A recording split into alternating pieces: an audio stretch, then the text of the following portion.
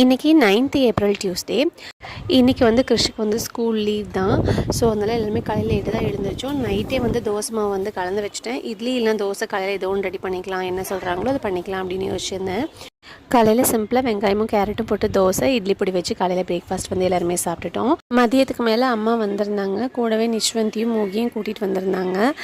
வரும்போதே மாம்பழம் வாங்கிட்டு இருந்தாங்க. கிருஷிக்கு மாம்பழம்னா ரொம்ப ரொம்ப பிடிக்கும். அது இந்த குட்டியாக இருக்க மாம்பழம் வந்து எனக்கு ரொம்பவே பிடிக்கும். பார்த்தோன்னே பயங்கர குஷி ஆகிட்டான். உடனே கட் பண்ணி கொடுங்க அப்படின்னு அடம் பிடிச்சான்.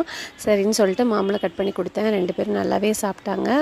நிஷ்வந்த் தக்ஷும் அவ்வளோக்கு மாம்பழம்லாம் இன்னும் சாப்பிட்டு பழகலை. அதனால் அவங்க 2 பேரும் ஜாலியாக விளையாண்டுட்டு இருந்தாங்க. இப்போல்லாம் லீவ் அடிக்கடி விடுறாங்க. எப்படா ஸ்கூல் வைப்பாங்கன்றிருக்கு. ஏன்னா வச்சு தனியாக மேனேஜ் பண்ணவே முடியல.